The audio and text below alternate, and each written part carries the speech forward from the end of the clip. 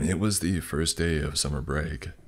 I was officially done with all my finals and luckily, all of them went pretty well.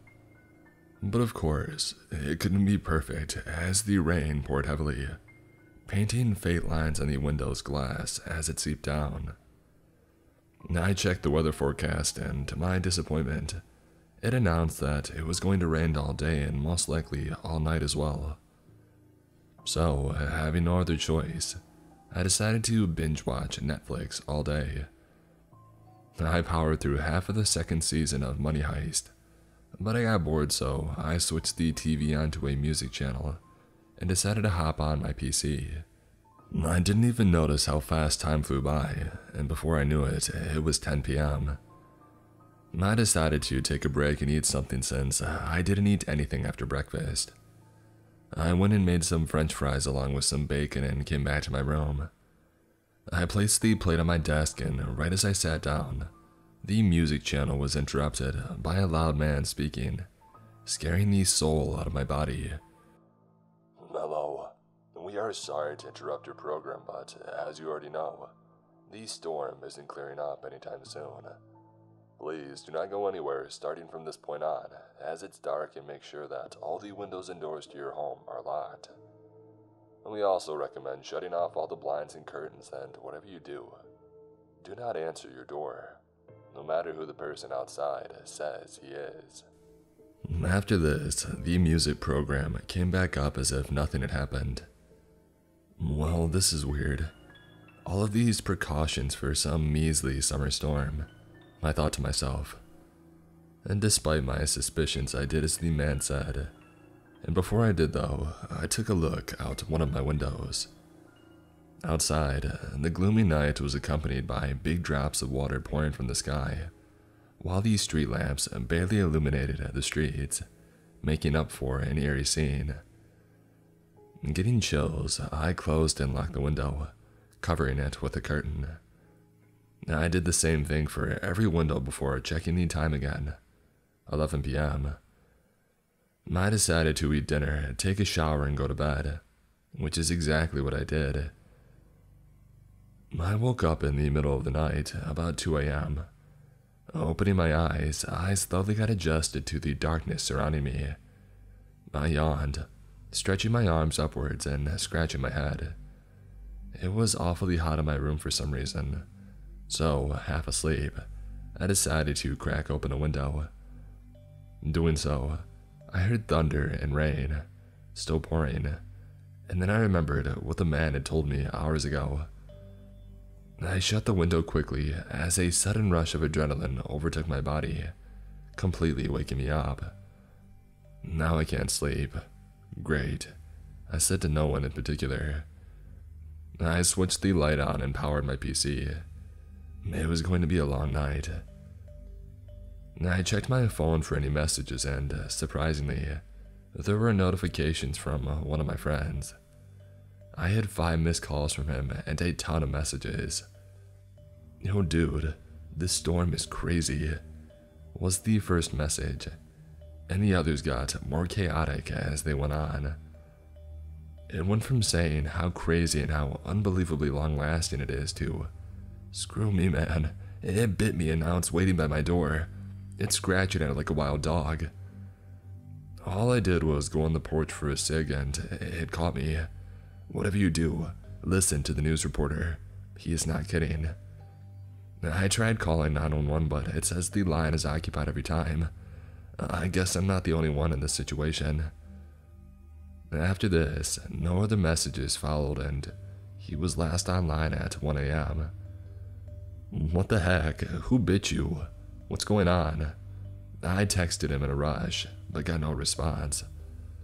That's when I realized something isn't adding up. Summer storms usually last a couple of hours and are not this heavy-hitting, unlike this one, and whatever bit my friend may be involved with it. Despite all of this, I tried calming down, tricking my mind into thinking that my pal made it to the hospital and is now resting, which was hard to believe, but I do have something to hold my sanity.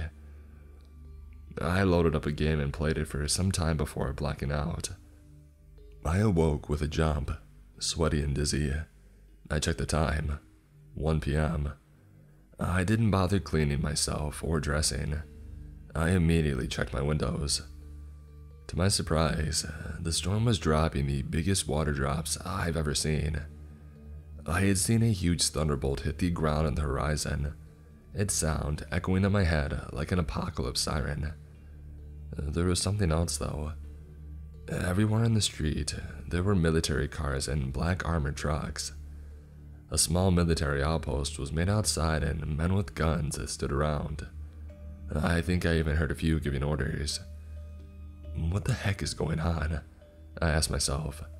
But before I could even think of an answer, loud banging came from my front door. "If anyone is home, open the door right now or else I'll kick it down," a shout came. I almost opened the door before remembering the news message. I decided to look out the window first. Indeed, my guess was right. It was a military guy. "I'm coming right now," I yelled back, mostly to stop him from breaking down my dang door. The banging stopped and I opened the door. "What's going on?" I asked, still kind of sleepy with my plate full of questions. "Too dang much to explain," sighed the man. He didn't want to be here at all, and I knew that from his tone. "Well, I got time since I don't think I can go anywhere seeing you guys here," I said, opening the door more, to take a look around but also to invite him in. "Hey, thanks for the offer, but I got a lot more people to go to. What you need to know is that the town is sealed off from outsiders. Basically, nothing is coming in and nothing is going out. Do you have enough food and water to last you for a couple of days?" The man finished with a question. It was so much more information at one time that it took me a minute to process. Meanwhile, the man waited, tired, for a response. "Yeah, I got enough, but what's going on? My friend had texted me last night about something biting him on his porch." "You better start grieving," the man said, turning his back to me as he walked away. "Asshole," I whispered before shutting my door. And now I had even more questions and even less answers. What is out there? What could possibly be that bad to involve the military and some unknown personnel? The other guys didn't look like spec ops to me. I had to find out, and so, as stupid as it sounds, I decided on sneaking out that night. I had to find some answers. I had no plan though. My only plan was seeing or hearing something that could give me answers and not get caught. And so, I spent the rest of my day waiting for a reply from my friend, but I got nothing. I even tried calling him, but it always went to voicemail. He wasn't from this town, a couple of towns over, but he was here visiting his family. We had grown up together, but he decided to move when he got into college. Where he moved, it was closer to him than if he had stayed here. Anyway, nighttime came, and I put my plan into action, slightly cracking the door open to take a peek. The storm was still taking place, like it was a part of everyday life.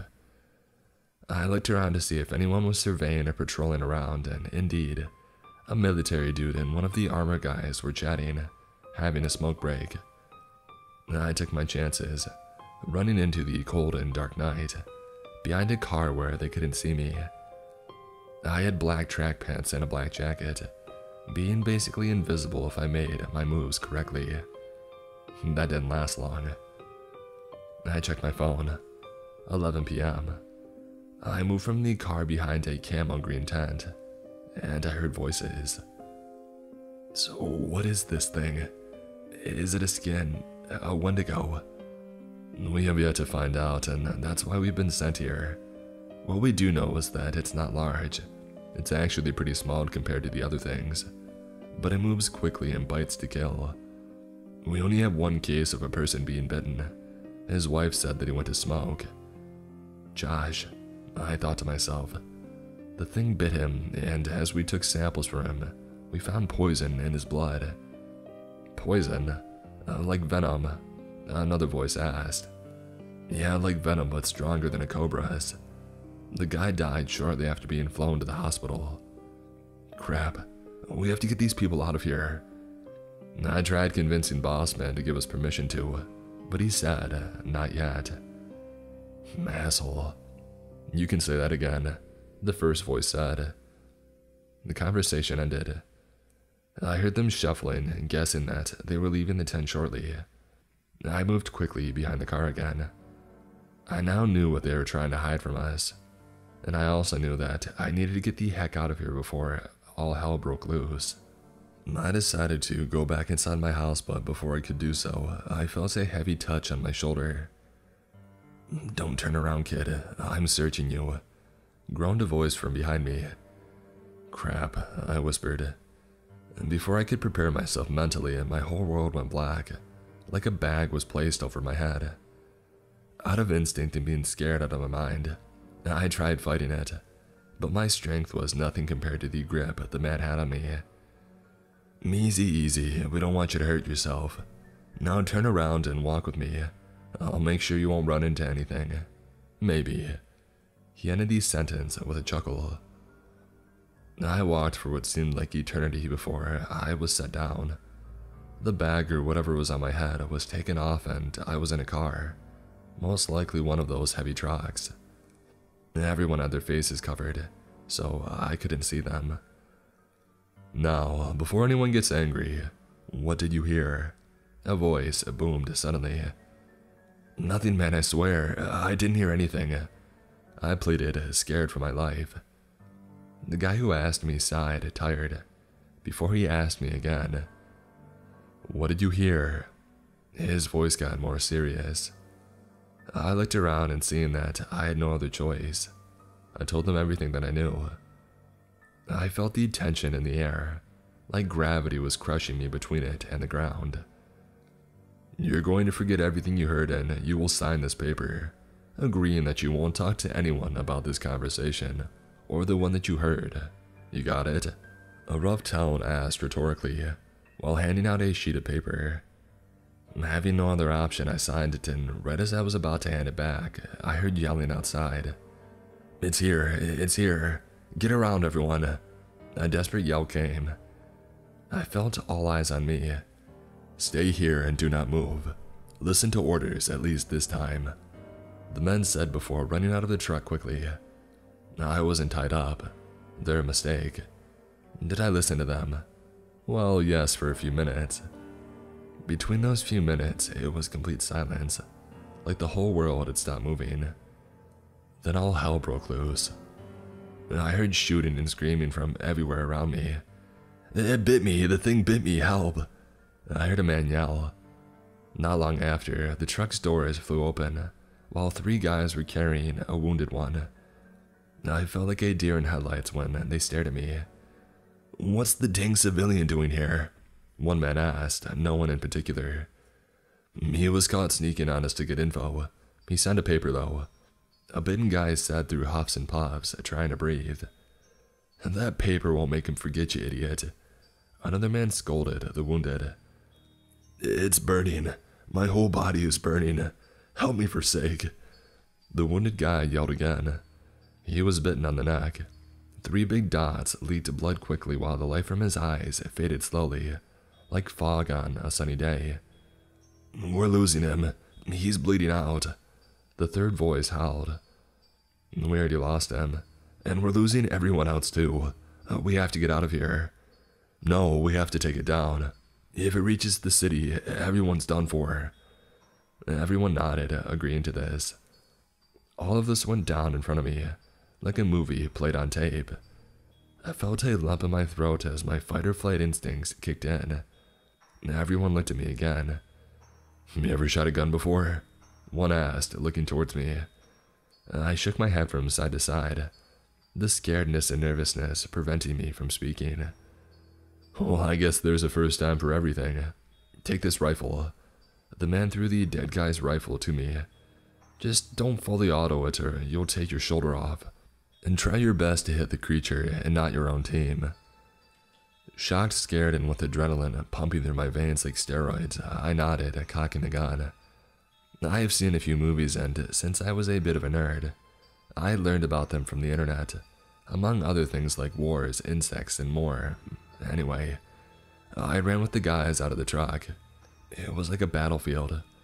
People ran around frantically, screaming for help, crying, some were even dead, crushed or bitten. Children could be heard crying and screaming as they were confused, scared and traumatized, while the gunfire added more to it. I looked around to see what we were shooting at, and when I saw it, I simply froze. My blood did as well, and my feet were glued to the ground. Moving around was about a 4-foot, 9-legged thing, destroying everything that it touched. Cars, houses, poles. It was dark as heck, but the gunfire lit the area like a fireworks show, revealing more features of Satan's pet. It was hairless and bloody, full of holes from all the bullets, but it didn't seem like it had affected it much. Worse, it seemed like they made it angrier. The storm was still pouring, now more than ever, as thunder could be heard everywhere. It was truly a living hell. The creature also had a small torso on top of the legs with 2 clawed-ended hands shredding everything. Its face, God, its face was the most terrifying part. It had 5 eyes, all red and all looking everywhere. The mouth was bloody, iron-taste liquid painting its fangs and a deep red. The creature kept getting closer and closer while some soldiers around me ordered people to move and run past them. They were trying to save as many as they could. The cold night, accompanied by the heavy rain, brought me back. Feeling the rifle in my hands and full of rage, I started shooting, trying hard not to fully auto it. The next events are a blur more than anything, but I remember the creature slowly losing power and life. At one point, it got on top of me as I got distracted by a car that flew right past me. And despite the creature being small, it had an insane amount of power. It took me in one of its claws, moving me around like I was on a crappy carnival ride. I felt a sharp pain as the claw made its way into my body. It had unbelievable strength. It almost bit me before it just fell. The bullets were finally taking effect. The thing shrieked with an inhuman and high-pitched voice, making my ears hurt. It was like chalk on a blackboard, but 1,000 times worse. It dropped me down, hitting me to the concrete. That's when I blacked out completely, most likely from the impact. I awoke in a hospital, screaming for her to let me go. Medical staff ran in to check on me. After they made sure that I was okay and calm enough, they left me and 3 other men came in. They all looked at me smiling. "One heck of a job, kiddo, I gotta admit," one of them said while the other 2 nodded. "Thanks, I guess, but what happened?" I weakly asked. They looked at themselves, doubting if they should tell me or let me live with the memory loss. They told me everything that I told you above. After they ended the memory, it all seemed so surreal, like it was a fever dream. I wanted to believe it. I really did, but deep down I knew that this was the harsh reality. They also added that the town is out of all maps and everyone who was rescued was forced to sign the same paper that I did, basically making everyone believe my town never even existed. The media won't write any of this either, as it's all covered up, so you can't believe me for my word or not. They also told me that I had great potential, and with some training, I could become a valuable member for the team. I agreed to the offer. You may wonder why, and Josh is one of the reasons. I'll end all creatures for Josh. I'll take revenge for him, his family, and everyone else who died that dreadful night. That's where I am now. I'm still in the hospital for a few broken things, but I've been told that I'll recover well. I got a contract with the government facility, and I got a well-paying job now. It's risky, but I don't really care anymore. I lost everything that night. My friends, my house, my dog. They bought me a new house with everything I needed and asked. I wasn't greedy. Ending this, I have one more thing to say to all of you. If a heavy storm comes and you hear a warning from the TV, don't try to be a hero. You may not be as lucky as I was.